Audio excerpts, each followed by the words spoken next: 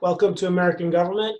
Today we're going to be talking about the news media, basically explaining the role of the media in a democracy and kind of how we've gotten to where we are today. Um, so media has changed a lot over the last, I'd say, century. Years back, originally we used to focus mostly on newspapers.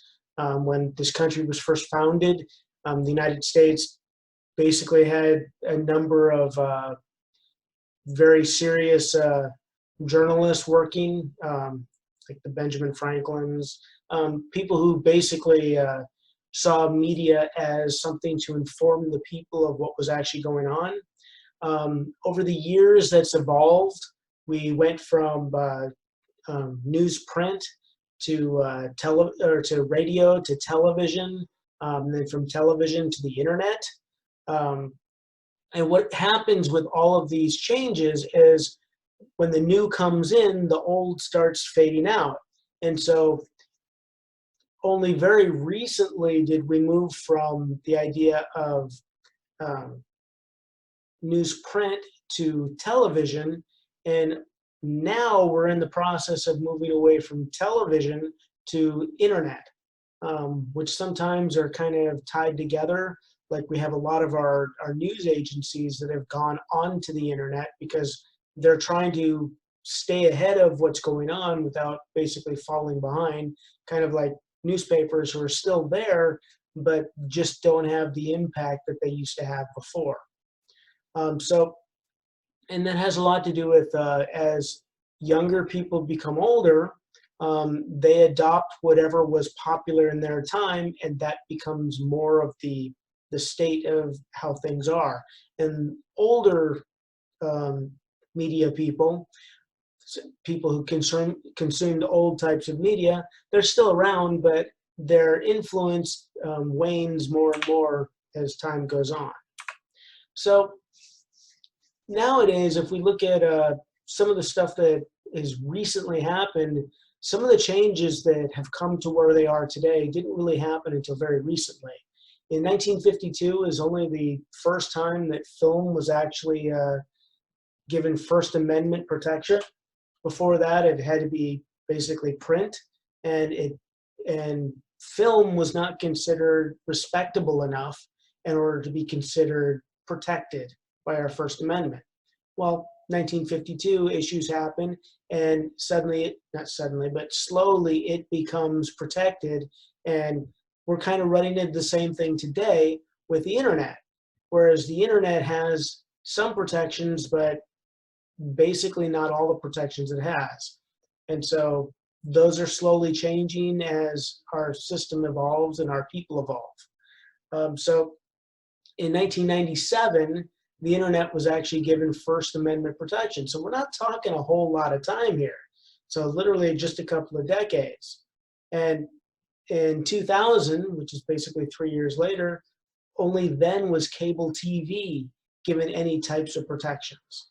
So if you weren't one of the three big networks, which basically don't really exist anymore. I mean, they're here, but nobody really pays much attention to them anymore because of cable. But it took a while for people to go, okay, well, cable's the thing, as opposed to cable's this thing way out there and it's not important. So what ends up happening is some of the same processes that we had before in the media, which is priming and framing, which we talked about in a section before, those things still exist. It's just they get changed in the way that they actually happen. And so if you look at Marshall McLuhan, I've mentioned him once before as well. Basically, the message is the medium. Well, it's literally becoming that way today because we live in what's called a visual medium. It's right there in front of us. We see it happening, and things happen literally at the tip of our fingers. If you look at Twitter, a whole bunch of situations were happening across the world, around the world, and literally it was Twitter that was actually people on Twitter reporting it, not Twitter itself. It's not an actual, search engine itself, but that's where the message was actually coming out, and it was going so fast that governments couldn't stop it, which is one reason you see China and a number of other countries really trying hard to suppress any quick technology, because if you can't control it, there's nothing you can do about it. But what we have now is where media used to be owned by organizations that were usually tied to major corporate benefactors. Now we actually have people who own a lot of this media, like Robert Murdoch and Ted Turner and all these different people. So if they have a specific approach to how they want to deal with an issue, they have a tendency of actually making it happen because people work for them, not for the people. And so when you're talking about media as an actual appendage of government, you got to remember that not always does it serve government or the people. So one of the things that's actually kind of evolved over the time is political advertising. And political advertising is pretty significant in the way it's actually changed. In the old days, it was basically just show who you are, and that's all you really needed. Then we moved over to the 1960s with attack ads, but actually it wasn't the 1960s where it started. In the 1800s, the Federalist Gazette, was Federalist Gazette of the United States was the name of the paper. Basically, it went on attack ads or attack campaigns. And so this stuff has been happening since day one. It's just the different approach to actually how we do it. Now there's a whole lot of emphasis on fake media, bad media, good media, and quite often people pay more attention to where they get their news from, and whether or not they trust it is another issue. So like in 1964, the Daisy Girl ad, which was a first attempt at actually really becoming televised, or a televised approach of a really significant anti-person ad, whereas before it was anti-programs, anti their issues. Now we're going specifically at people. And if you fast forward into, or I guess we wouldn't fast forward, we kind of go back in time to the 2016 election, literally it was one long attack ad from both sides. And so the thing is, we've hit that point now where I'm starting to wonder, are we ever going to go back, or are we moving forward and making things, going to continue to make things worse? So that's kind of a question to ask yourself and see kind of where we're going from there. But we moved on to television debates, so through the media. So in the old days, we'd have debates, but they'd be somewhere and then the newspapers would report on them. Well, then we actually had television debates. And if you look at the first debate between Nixon and Kennedy, we realized how much television really makes a difference.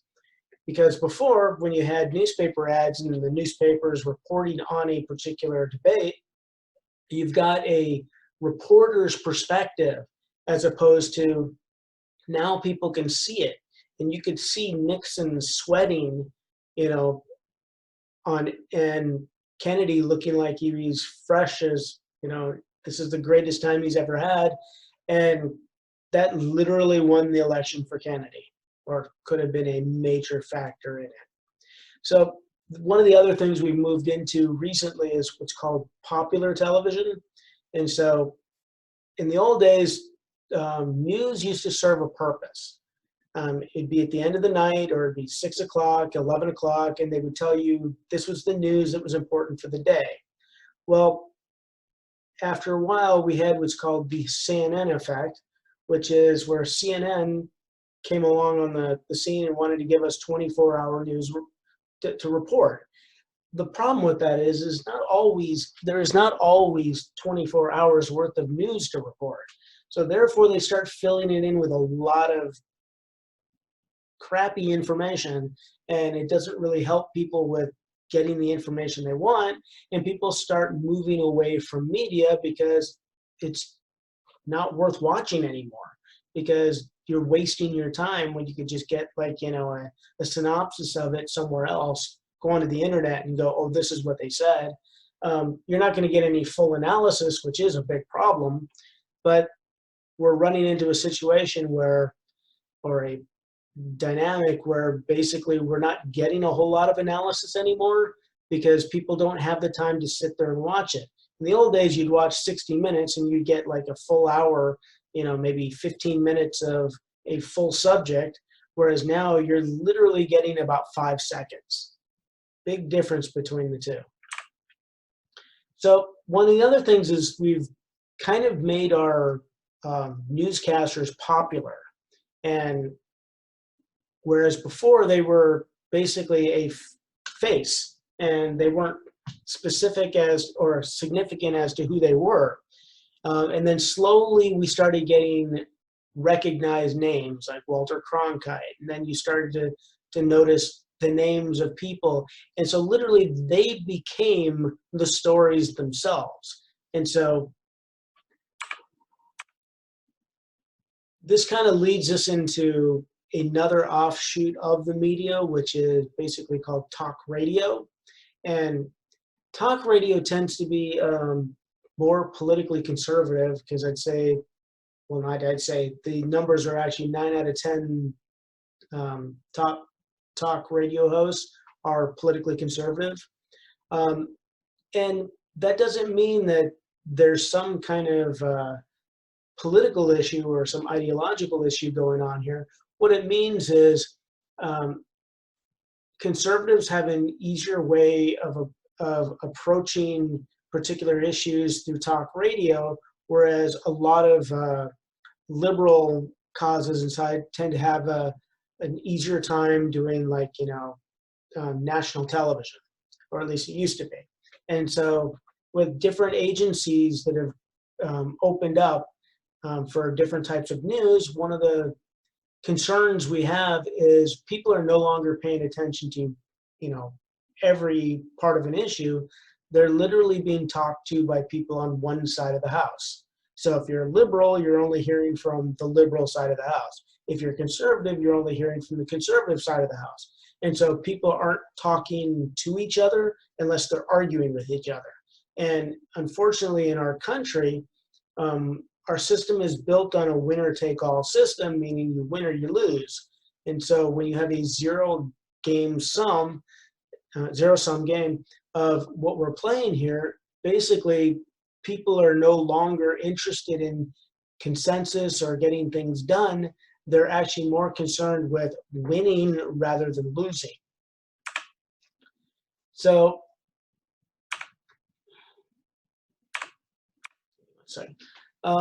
so part of the problem that's kind of come up in the last couple of, at least the last couple of elections, is the idea of media bias, as to whether or not the media has a particular agenda, or whether or not the people working for the media have specific agendas.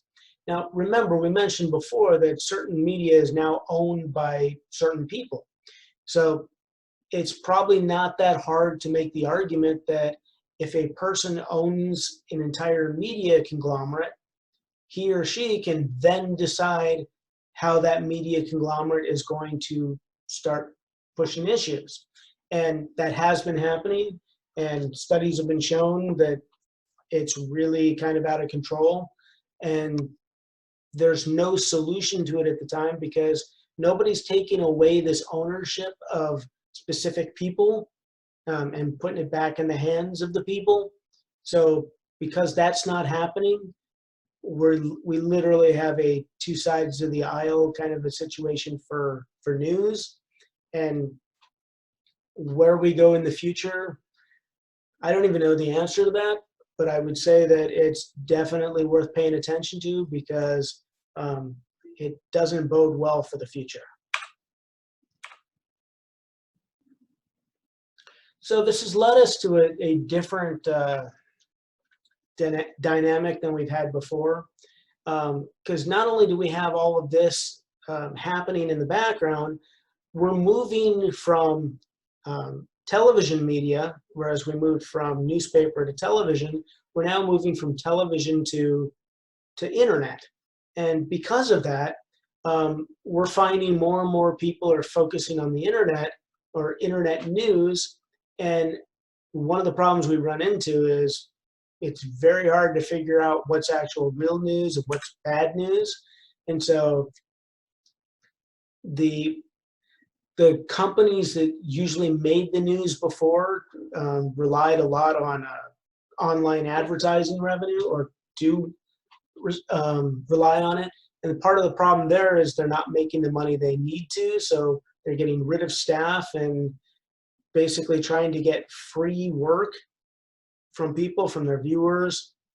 You have a lot of that stuff kind of going on, which means you're getting worse news. And so our sources of information are kind of drying up based on the fact that the reliable sources are really not there anymore.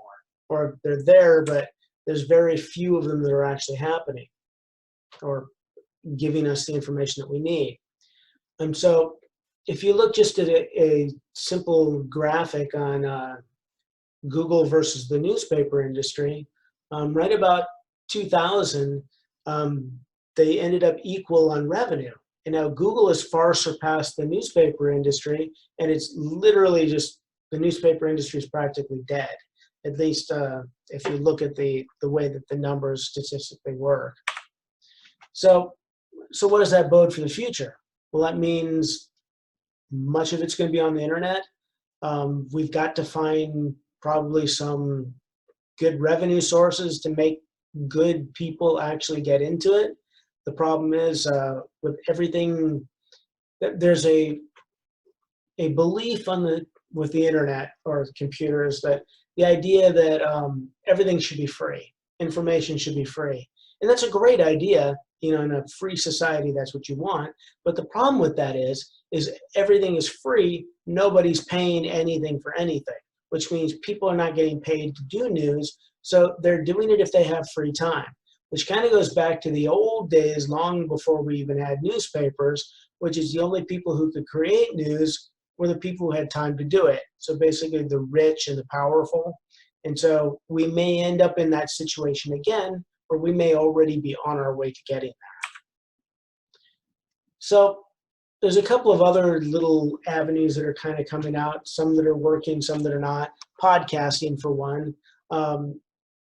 Twitch is another really interesting kind of a concept to where we're starting to get news on kind of a podcast kind of news through Twitch, and people are actually supporting it through revenue, by personally subscribing to particular channels. And so whether or not that actually leads to anything, but I've seen a couple of really good, reliable sources of information that are now on Twitch themselves, trying to see if they can make it there, because the regular media has pretty much been given up on.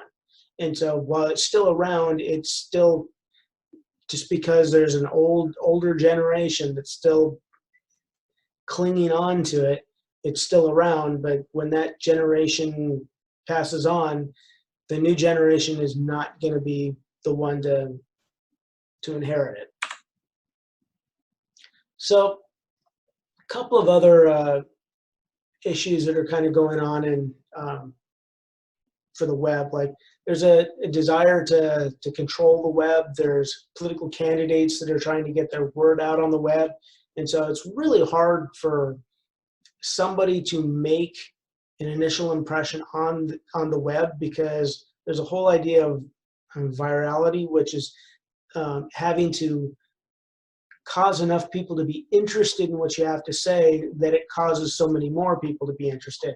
And if you don't have that little ability to do that, or the one issue that causes people to start paying attention, sometimes it's kind of like, talking to the wind, trying to get some people to start paying attention, and generally you don't get a lot of attention paid back. But one of the things that's really nice about the internet is the internet is an effective, inexpensive way to raise campaign funds. So you're seeing programs like Bernie Sanders, Elizabeth Sanders, who basically are turning to the internet in order to get more income. Well, Elizabeth Warren is out of the running, but Bernie Sanders is still trying to do it.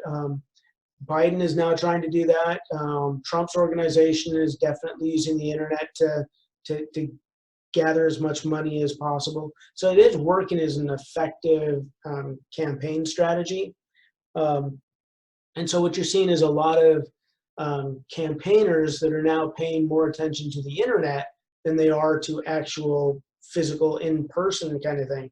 And with anytime there's some, bad epidemic or something like that that's happening, like it can cause all sorts of problems, and that's why you'd really want to focus on something like the internet. So that's really all I have to say about the media at this time. Sorry, my throat's really kind of having problems today, but what you want to do is you want to pay attention to kind of where things were, where things are going, and where they may be in the future, because it's really hard to see where the media may or may not be in the very near future. But if you follow trends and you follow technology, you'll kind of get the idea that things go in the way that they're actually supposed to go, or the way that technology does. And so people tend to follow that. And as long as we keep following that and follow what they're doing, we'll kind of get an idea of where media may actually go in the future. Whether it's going to ever go back to print again, or anything like even television again, is totally unknown. But that's the nice thing about technology, is things could change, overnight. And what you never even imagined before, you could have holograms actually telling you news stories.